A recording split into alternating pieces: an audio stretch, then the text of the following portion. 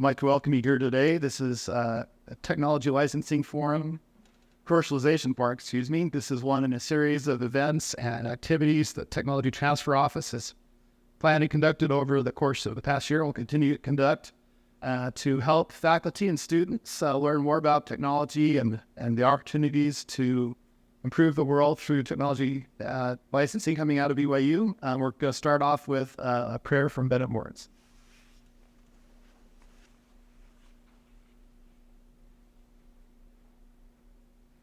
Dear Heavenly Father, we are grateful for this day and grateful for the opportunity we have to come together to learn more about research and commercialization efforts. And we ask that Thy Spirit can be present, that we can learn from the speakers and then we can take those visitors with us. Hardly Father, no one other, and say the Son of Jesus Christ, and Amen. This event is one that we're recording. We'll have it posted on our BYU Tech Transfer YouTube page, as well as on some of our social media sites. Welcome you to visit there. There's more resources there as well. We'll start off hearing from Larry Howell. He's Associate Academic Vice President here at BYU and a Professor of Mechanical Engineering with research directed to compliant mechanisms, or-fired mechanisms, microelectromechanical systems, MEMS, medical devices, and compliant space mechanisms, and he has a PhD from Purdue. If you visit his website, you see that he has nearly 50 patents and has commercialized numerous technologies through the TTO, and so we welcome him to start us off.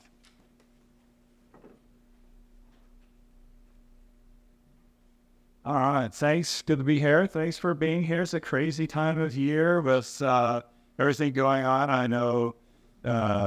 Anyway, it's just a busy time. So thanks for being here. Thanks to our panel for being here. Appreciate that. So I just want to give a little bit of context in the big picture of where this all fits in. And usually I kind of wander around, but I think for the filming, it probably need to be on the microphone, so I'll stand here. But so we think of technology transfer, other things here we have. Oh, hey. Yeah, okay, now I'm feeling worried. Okay. So it's important to see how we fit into what, the university is doing and what the mission is. And when you look at the mission statement, it's 2 pages long, which is not how we write mission statements now, but it's how we do it then. And it talks about there being 4 educational objectives or goals that we will earnestly pursue, and those are religious education, general education, major education, and the 4th one is this, research. So scholarly research and creative endeavor among both faculty and students are essential and will be encouraged.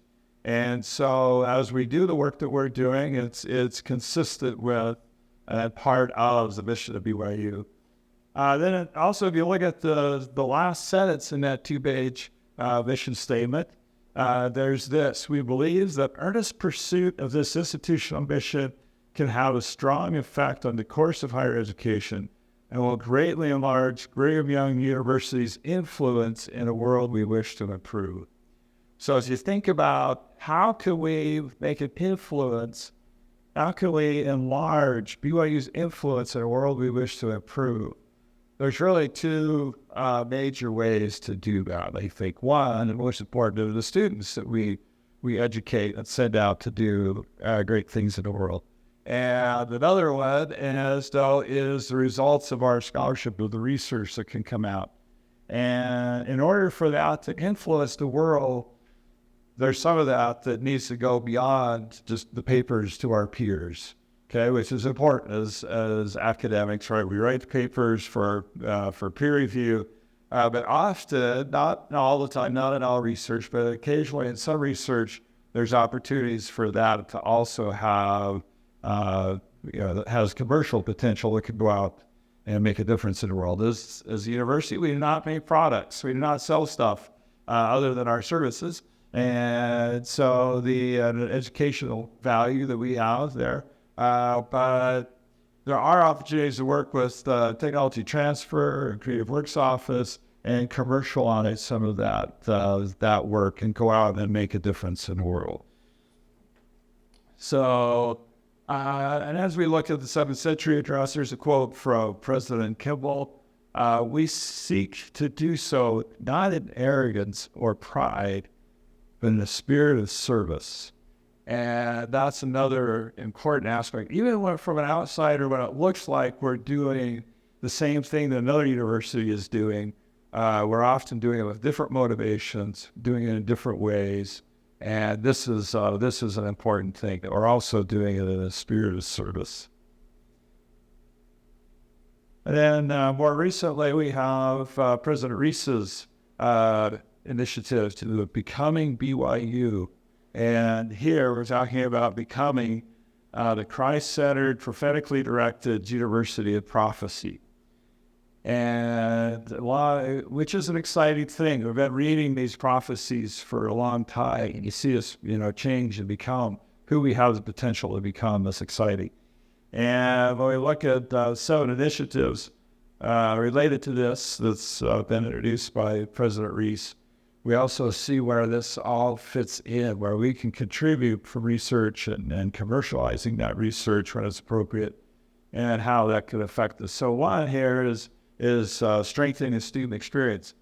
My guess is if you compare the number of students, the quantity of student involvement in our technology transfer related processes, it's going to be, unparalleled in the country. The way that we involve students in this and giving them these really strong experiential learning experiences. And we see that also in our research, and we have the data to show this, of how much more of our funding goes to support students compared to our peers. And even focus on undergraduate teaching, if you think of it in the classroom, well, this might not directly affect the classroom, but there's still the informal ways that affects the faculty and grad students and others as they're learning, and they can be more excited, more engaged, have other experiences related to the commercial world and stuff that helps them be better teachers. And of course, promoting BYU's double heritage. That means double, of course, means there's 2 things, as well as the spiritual, and the secular. And here in our work is things, in our research work, are things where we can expand and strengthen both of those. Dare to be different. Again, there's 2 ways that we can be different here. One is doing things that is left undone by others. We have different motives. We have different reasons why we do things. And if we can do those things that are often left undone by others, and even when we're doing things that are similar to what others are doing, again, we often have different motivations, different approaches for doing that. And it's okay for us, not only okay for us to be different, it's good for us to be different. That's how we're going to compete and make, not just compete, but how we're going to make a difference. And of course, invest in mission-inspired scholarship, and the things that we do, especially those that we are commercializing, are often going out to bless God's children in a way that wouldn't be able to happen otherwise, because of the discoveries and because of the things that happen there. So you've seen things in family history that's possible because of research that's happened at BYU. You see things that improve the quality of life with God's children that have come out of BYU. And these are all ways that we can see that we can contribute. Not everything's going to contribute in the same way. So that's pretty impressive. If we're intentional, we realize that, hey, we can contribute in these ways, and we find the ways where we can contribute. And again, you're not going to contribute in each of these, but that's a powerful thing in what we can do here. And it makes me excited when I see what we could do. And all right, so thank you. I hope that's just a little overview of kind of the big picture, and that we'll have opportunities to also talk about, more detailed stuff. So I'll turn it back over.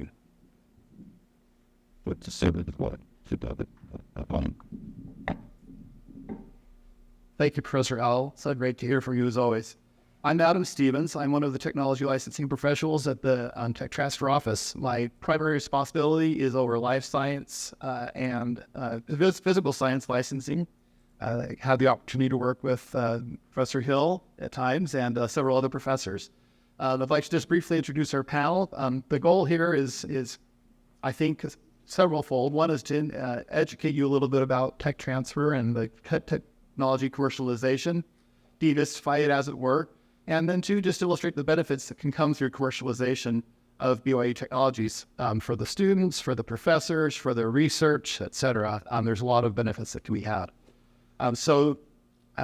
In random order here, just as how I wrote it up. Sorry if it's not the order you wanted, but Jonathan Hill is a professor of cell biology and physiology. His research is focused on how genes are regulated during heart formation, and he's got a PhD in genetics and development from Columbia.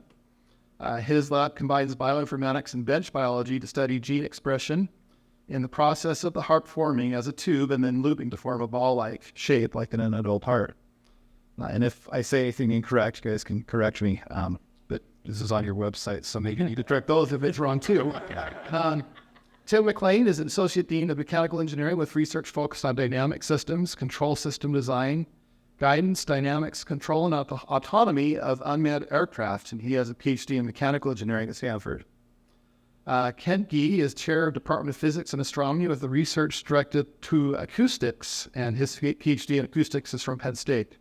His research group, the Physics and Aerospace Student-Centered Acoustic Laboratory, or PASCAL, typically consists of 4 to 6 graduate students and 8 to 12 undergraduate students. To give everyone a little bit of a background, why don't we just start off with letting you say a few words about your individual experiences with technology commercialization. And Professor Yoli, we'll start. So Make sure your mic's on. Yes. Yeah, it is? Okay. So one of the things that I found about myself throughout my career is that I'm as interested in how we answer scientific questions as I am in the question itself.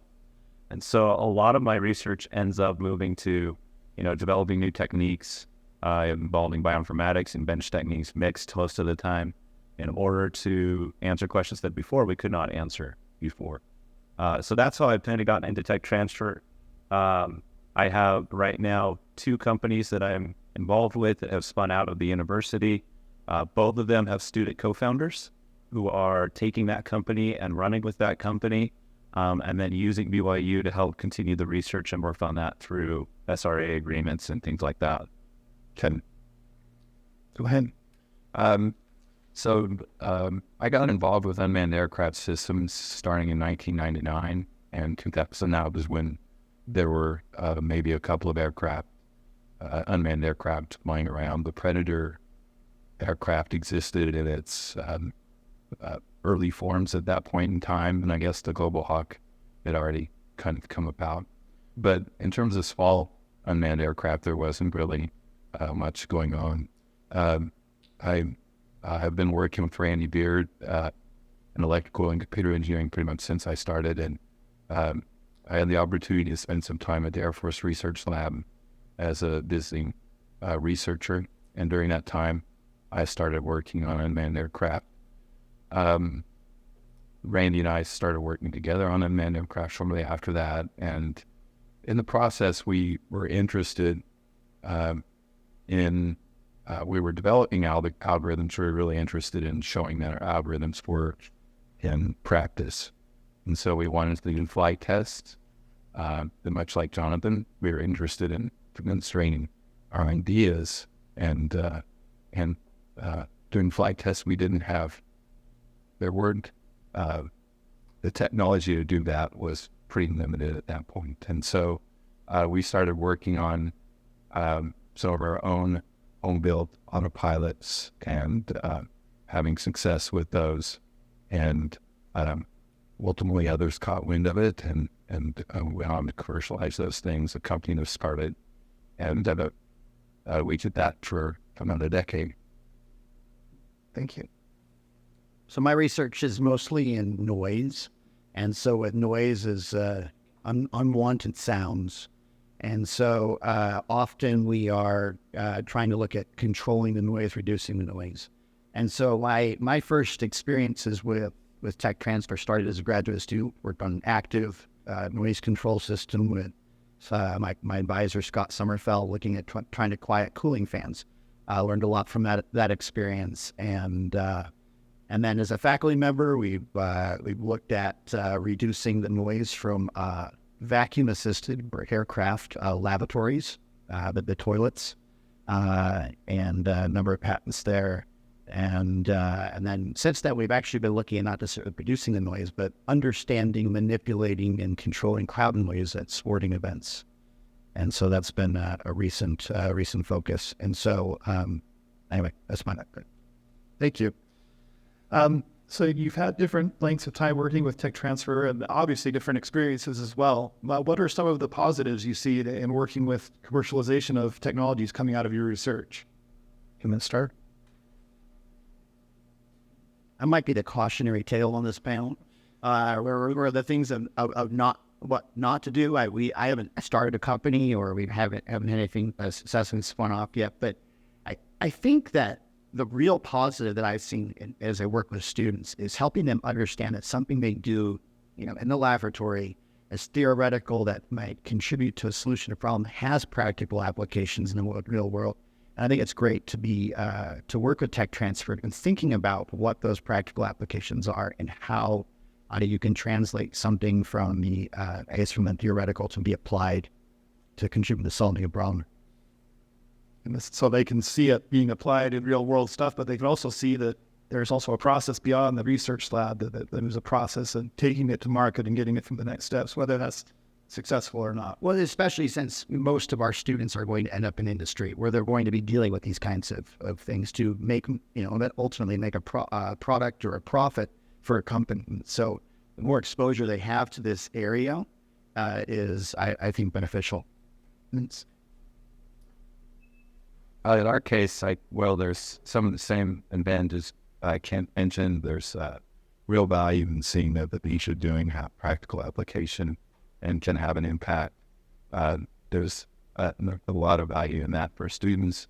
I think one thing that was really good for us is that having the thing that we developed commercialized and understanding kind of the ins and outs of that thing gave us a real competitive advantage in terms of research. We knew how to leverage what we created because we understood it from top to bottom. And so it became a tool for us for many years in our research. It provided us with a competitive advantage in the sense that we could exploit all of its capabilities and do new things in a very agile way. And so that was, I think, a great advantage for us. It helped. There was a synergism between creating this capability and doing new things that was really important.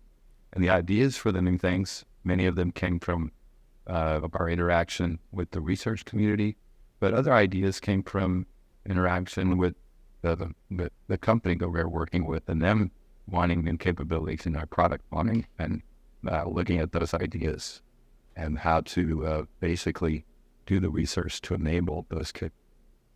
So would I be correct in saying it's kind of a feedback loop that you're getting your technology out to the company, and then you're getting feedback that's coming back into your research and directing that research and improving the research and the quality, not only the research, the quantity and quality and where it's going is all coming back in from some of that commercialization.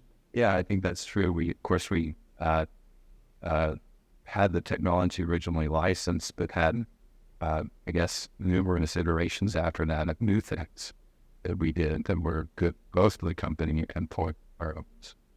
It's additional commercialization opportunities that arose from the first one and kept going.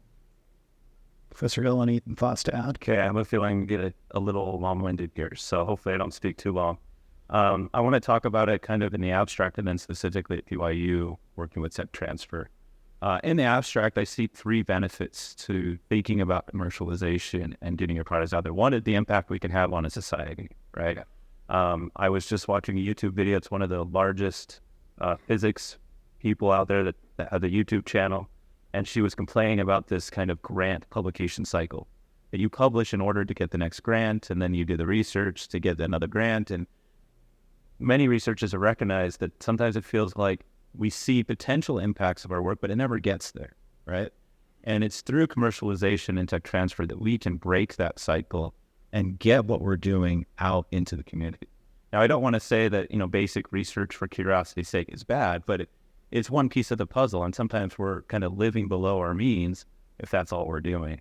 And so we've thought about that and how can we focus our beings on that area. And one thing it's done is changed our paradigm, because no longer, and I think you would agree with this, no longer are we just thinking about how can it benefit us, but we're also thinking about how can it benefit others. How can we generalize this in a way that other people are going to use our technology, we benefited by it.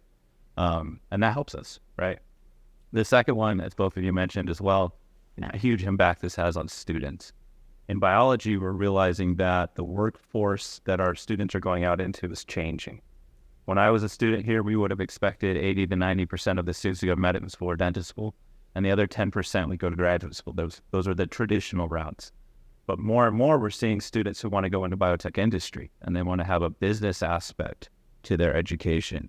And so we talk to the business school more than we ever have. We work with students, and now through the tech transfer type stuff that we're doing, the commercializable technologies, we're giving them that hands-on experience to do it. And in many cases, launching companies with these students. I've been involved with now, so one of the companies is kind of a parent company, and what they do is they sponsor research at BYU. Students come up with their own ideas, and if the investors like it, they will help that student become a co-founder and CEO of that company and launch it straight up BYU. So we're launching students into careers that they wouldn't have opportunities with anywhere else. And then the third one is the feedback on our own research, right? That it comes back and improves our own research and gives us a view from outside what truly is beneficial. I don't know how many times I thought I was helping people, and yet that wasn't a need that they actually had. And so we get that feedback like we wouldn't otherwise if we're just thinking about publication, right? That's the one track. I see a hand. Let me talk about BYU specifically, and then I think we could take questions. Yeah. So glad to answer any question. BYU specifically. So I've worked with the Tech Transfer Office at Columbia University, the University of Utah, and BYU. And far and away, BYU has been the best experience there. And Larry talked a little bit about how our motivations tend to be a little different here. And even when things look the same, the underlying motivations for it change how we perceive things and how we act. And I've seen that in tech transfer. Most other universities view it as a revenue source, and that's what it is for them. BYU views it more as a way to impact the world. And in a lot of ways, those look the same, right? BYU is not going to just ignore its own interests, but they've been much more flexible working with us. They've been willing to do what it takes to help get technology out there. And in fact, in our last round, as we were raising funds for one of these companies, we kept getting investors saying, how can we get other universities to do like this? How can we want to replicate this at the university by where I live, et cetera? And as we started to talk about it, it turns out the problem is that the motives aren't aligned. And at BYU, we do a great job at making sure those motives are aligned and that we're really trying to get the research to be commercialized and to be successful. Question? Apologies to Dr. Hill. It's actually a question for Kent. I didn't quite get what the cautionary part of your tale was. Could you clarify? Well, both of these distinguished gentlemen next to me have started companies. They're students that start a company, right? I've been involved in multiple patents, things like that. Talk to companies, work with small businesses. We've yet to be successful on anything. I think that's why I'm up here today, right? That I can be a case study, and sometimes things don't work out, right? You develop something that does solve a legitimate problem, and yet maybe for timing or who knows what reasons, right? Things don't go the way you hope. I'd say it's in process. Sometimes it takes longer than you expect. Yeah, and that's, I keep, Larry and Dave are great at reminding me. We got to be patient, right? On a patent timeline, 10 years out isn't the end of the world, right? From something like that. Do you have any insights on what makes Stork things different from the other gentlemen on the panel? I believe there's a certain element of serendipity, almost luck, timing, windows of opportunity open and close, and I don't know. I can't really say that I had the opportunity I had because of some great planning or some great skill. Can I give you one example on timing? Right. So we filed multiple patents on these on ways that work to quiet aircraft toilets. Right. And this is a real problem around the world. There are people that will not use the aircraft lavatory because of the noise it makes. And as aircraft cabins become quieter, they can't do anything about the noise there. So they become, relatively speaking, a more important noise source. Disturbance during the flight. Anyway, we did a lot of work. The timing, everything just seemed like it was going great. And literally, as we were kind of ready to take this to market, we had solutions, we made videos, we did all these things.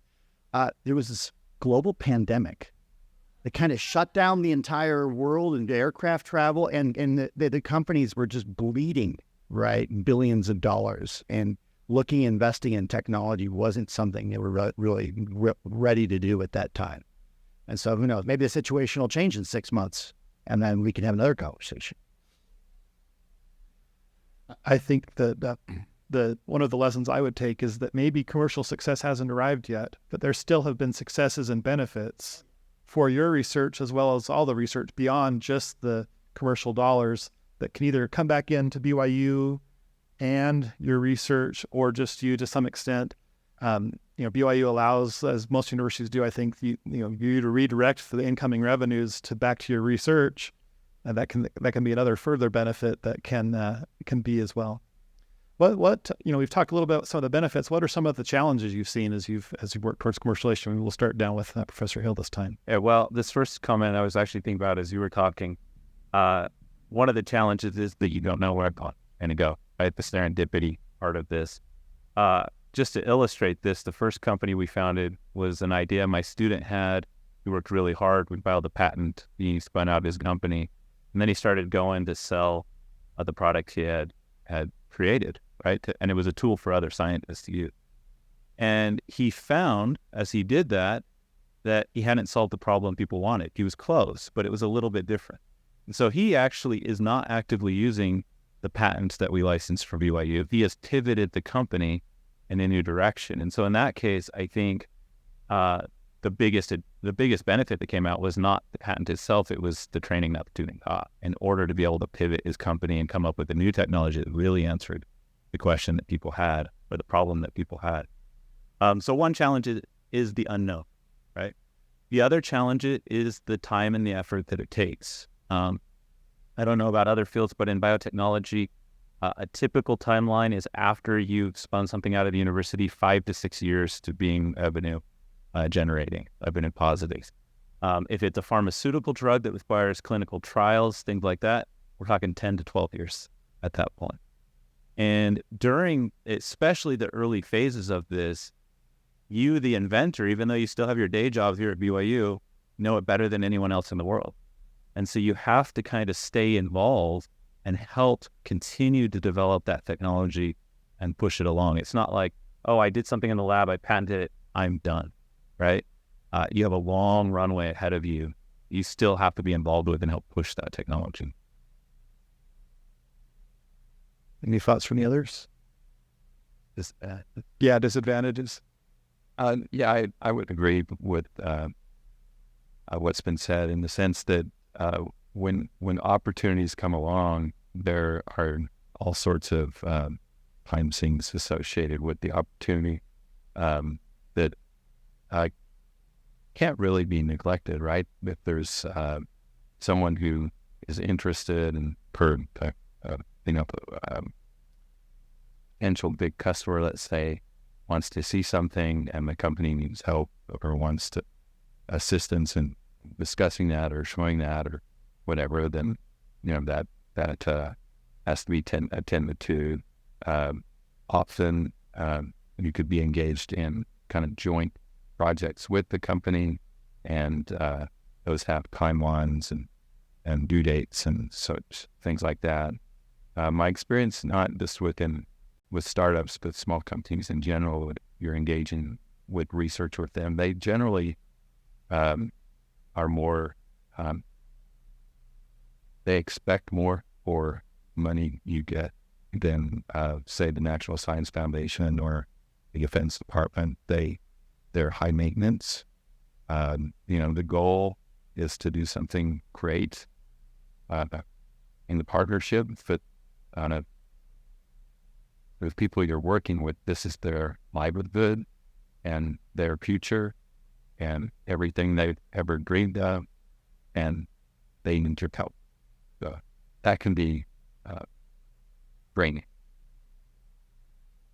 I think in addition to these things, one of the challenges is just making sure that the relationship, let's say with a small business that you're working with, is set up correctly at the beginning. It's much easier to start right and to keep going there than it is to have hard or hurt feelings and tension that you then have to try to navigate as maybe something you've been working on jointly with a business becomes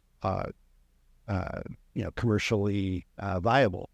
And so I think it's important to do that. And I was part of one project here at the university where we signed, and this is a cautionary tale, right? Where we had signed a research agreement, and basically at that point, the research office didn't communicate with tech transfer. I didn't know enough to have them back and forth communicating, and we essentially just gave away a patent, right, to the company, where my name is on the patent, but BYU essentially has no rights to profit at all from it. And so that I'd say to understand that relationship and how it needs to be developed. The next time around, all those mistakes were caught, and then a better relationship is set up. And so understanding the fine print and learning as a student or as a faculty member in where those opportunities exist and how to engage in them properly.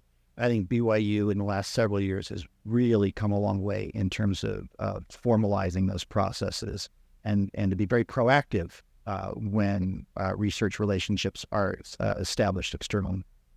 Okay. This question may not be for you, Professor Geese. We'll start with Professor McLean maybe, but there's different levels of involvement that as a research professor you can have in a company or a technology that comes out. I mean, you can be involved from basically handing it off and being not involved at all. With some technologies that's maybe less potentially available. It's more complex and they need your feedback along the way, but you can be involved in consulting on a separate consulting agreement. You can be involved as owning part of the company. What have been your experiences and what have you seen as you've seen these kinds of opportunities? And how involved have you been in the companies that have commercialized your technology? That's a good question. From the outset, I guess I'll speak for Beard and myself both. We had really no desire to change our day jobs. We loved being professors at BYU. We love teaching. We love research. We love being engaged with students. And so we just more or less said, let the technology transfer office set up the relationship, the financials and stuff like that. And then we had a good working relationship with the individual on the business side of the company, the founder on the business side. And then three of our students really were the first three employees of the company. And but we stayed engaged in the sense that we were interested in kind of the development of the product and wanted to do research that would support that.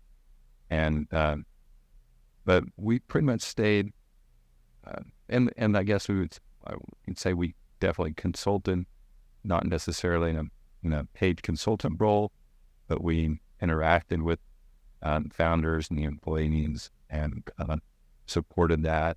We engaged in some STTRs and SBIRs. I mean, kind of furthered the relationship through those sorts of funding opportunities where small business, SBIR, Small Business Innovative Research, and STTR is Small Technology Transfer Research or something like that. And those are Grant opportunities. through the Department of Defense, NIH, NSF, BYU. There's money set aside in the federal budget for these small business opportunities. And basically, I believe companies having less than 500 employees can participate in these sort of funding activities. They go through phases of funding: phase 1, phase 2, phase 3. Phase 1 is small and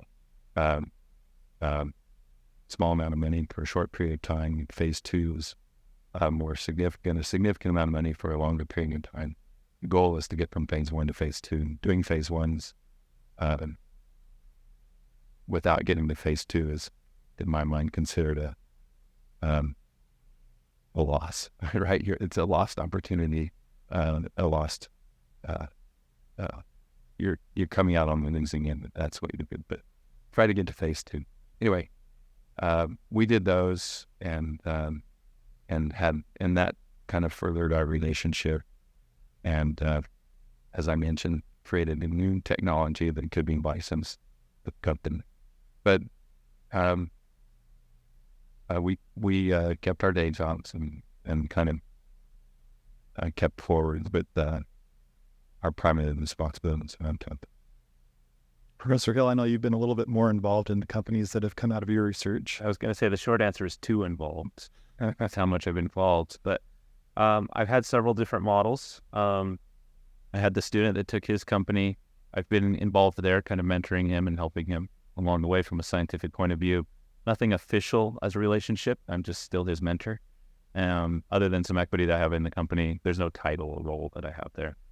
Another technology, which I haven't actually talked about yet, we did just send a tech transfer, and very quickly, actually, they found a licensee, and we thought that one was going to be the nice model where we just license it and they run with it.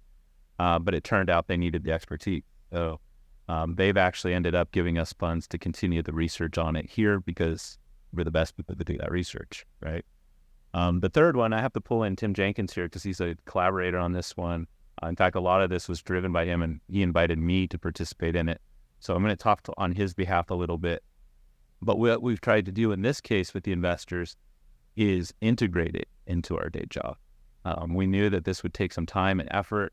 Neither of us were interested at all in changing our day jobs, right? We wanted to stay here at BYU. We love the opportunities we have here and the teaching we get to do and the mentorship we get to do.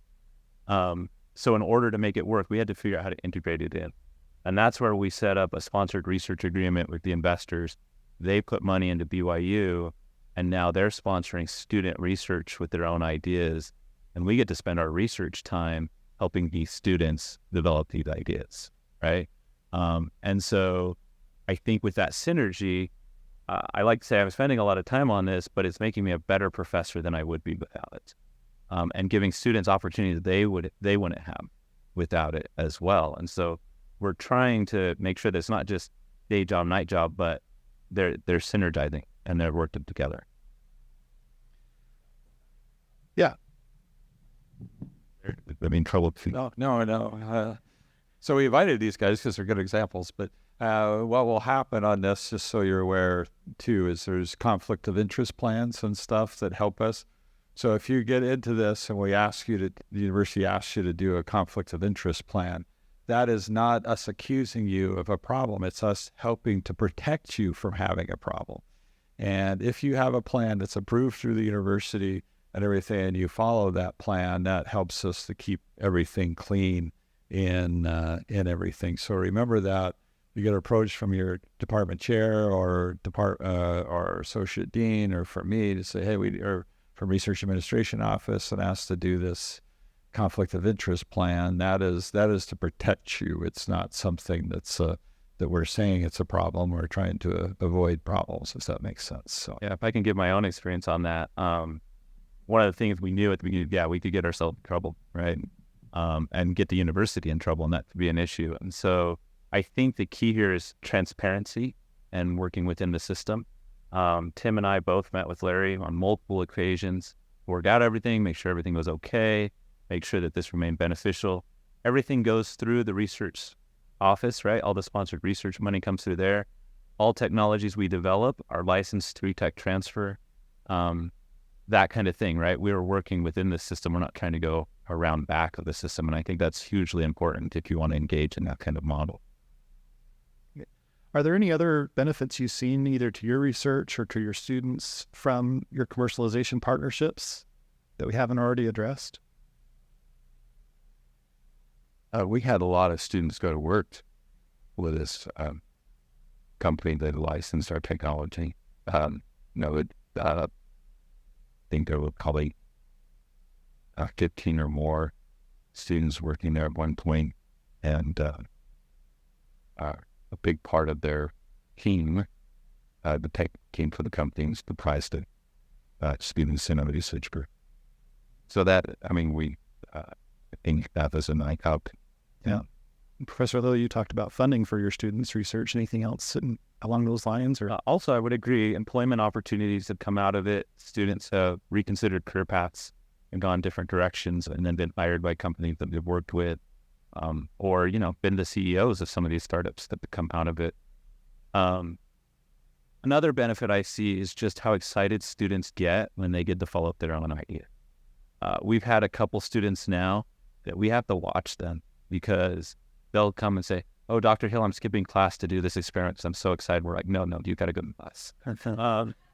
And that's a good problem to have, right? But it's something that we've seen is just an uptick in the excitement of the students about the research because they have more ownership in it and they can see more tangible benefits coming out of it.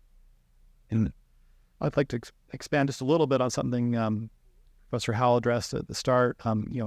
Expanding BYU's influence on the world that we wish to improve.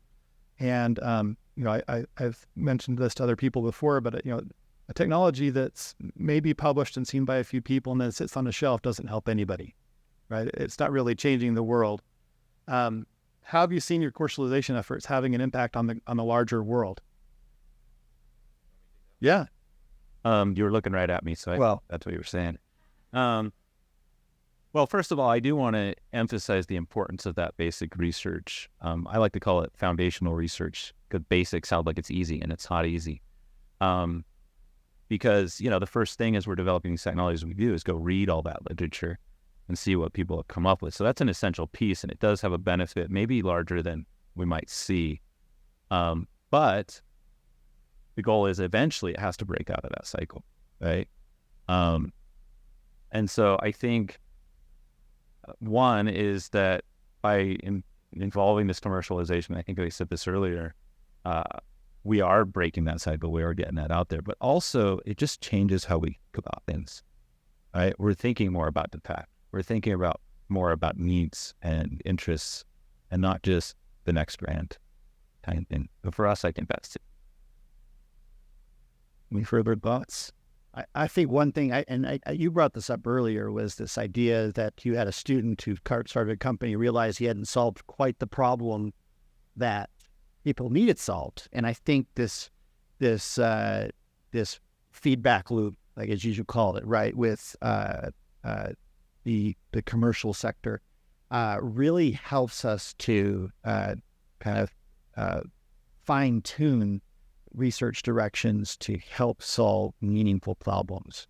And I think another thing is that is helped, as I've talked to students and whatnot that have gotten involved in whether it's it may not have led to a patent or whatever, but we've done a lot of work with small businesses through these SBIRs, STTR type work. And I think it's really been good for the students to realize that they can contribute to solving a problem for society, right? These SBIRs are meant to solve some sort of specific problem, and they realize they can take physical principles and knowledge and all these research skills they're gaining and contribute to something meaningful beyond a paper, beyond the next grant, things like that. I think that awareness really helps put students in a position to say, how am I going to contribute not only here, but when I leave? Well, as we get close to our end here, what what thoughts do you have for a professor or maybe a graduate student, someone that's involved in research, and it's like, well, I don't know. I don't know if I want to start on this path of commercialization, get the TTO involved. Any suggestions or hints or tips? I think, well, I guess I would say, do what you're passionate about and recognize that there's a lot of different roles that need to be played in successful commercialization of technology. And I don't know, I say do what excites you. If running a business just seems like it would be overwhelming, or then do the IP creation side of it and let someone else run the business. Or I guess what I'd also say is don't take such a broad and expansive control of everything that you're getting into roles that you really don't have the training to do. In other words, let other people do the business marketing and the management of the business, and do what you do best, and make the opportunity what you want it to be. I guess I was involved with a lot of state-sponsored commercialization things at the time. There were things to the governor's office that numerous people on campus were involved in. Larry had a center of excellence, and we had a center of excellence. And part of the training that we got there was to, a position, I guess, of the people who ran that was, as the technologist, let's say, create the technology, license it, and then let people who know how to run businesses run with it. And you'll get a lot further if you do that. And if you say, no, I want to maintain 100% ownership, and I will not share my equity, I'm just going to do everything. The chances of being successful when you're controlling the entire business while having a day job and such, I think their perspectives where chances for success would go down. So I like the idea of doing what you're passionate about and letting other people do themselves. I feel that all of you can feel your passion for the students. And one of the things I might suggest is that you can involve students in getting involved with TTO. You know, we've had a number of professors whose graduate students have contacted us and said, we've got an invention that we want to get over to you so they can commercialize it. And it's the graduate student that's preparing the forms and communicating the most with us, because the professor is busy, and we understand that. But in the same sense, it's, as you've talked about, it's just another step in their getting used to how the world works. You know, the processes of taking it from the bench to the real world involves getting it along the next steps, and some of that involves talking with people that are going to be the business side of things. So, any other thoughts on that last couple of questions? Or I'd just say ditto. I often tell my students that the days of an invention being made by someone working alone in their garage are long dead. Inventions today, high technology inventions are made in teams of people working together, each following their passion with their own specialized skill set, and that extends to the commercialization as well. You're going to have lawyers, business people, investors, lots of different specialties coming together, and you have to embrace that. I think the only thing I would add to all of this is just that, the technology transfer office is totally willing and excited to have a conversation with you, right? And so even if you're not sure if anything has merit or if there's any possibility of commercialization, right? I think you start with them. There's this disclosure document, right? It's very fast to fill out. Offer some protection while you explore other possibilities. And so I strongly recommend that if you have any inkling of this might have some merit in the future, might solve a problem people need, start with a conversation with Tech Transwith. Thank you. Yeah, we've got time for a couple questions maybe, and then we'll You've already had one, so we'll get one here, and I'll come back up to you if we have time. So just a second. And so I guess my question is more, I don't know how many grad students are in here, but for the grad students, I mean, or a few of you at least have mentioned you've had grad students go work either for the company that is just being started or be the CEO, for somebody that's kind of in that position. What kind of suggestions or perspective would you give on a student that's, looking at possibly going to work for a brand new company, taking the technology that you guys developed, I guess? I think we have awesome students who are more than capable to do these sorts of things. And I would be encouraging. I'd try to help them understand the risk involved. But and I think when you're fresh out of school, you're probably in more of a position to make some risks than you might be later in life. And I don't know. I think these things are exciting and potentially great opportunities. If the opportunity aligns with what you want to do and your skill set, then I'd say go for it. I'd also say, in addition to that, make sure you get yourself some good mentors around, experienced people in the field. One of the graduate students worked with a group of investors, and they got him some good investors, former CFO of Maverick, things like that, people who have been around the block and known it, and they've really helped out to just kind of coach him and help him see through new situations because they come up every day. So we as a tech transfer office do want to be an ongoing resource for all of you. So if you have further questions, we're in the main floor of the library, third floor, kind of toward the south and on the west corner there. We are available and happy to talk with professors, students, graduate students, anyone that has any questions about technology commercialization or the whole process. If we don't know the right answer, we'll find the answer. We'll find the person to direct you to. We're so grateful for Professor Howell, Professor Hill, Professor McLean, and Professor Gee. If you're willing to stick around for a few additional questions, happy to. We also want to end on time so that people can get back where they need to be. But also, please be aware, this is going online. We have resources online on our YouTube page, on our tech transfer page. Visit those, and like I say, visit our office for any questions. So any further questions before we end? Yeah, go ahead.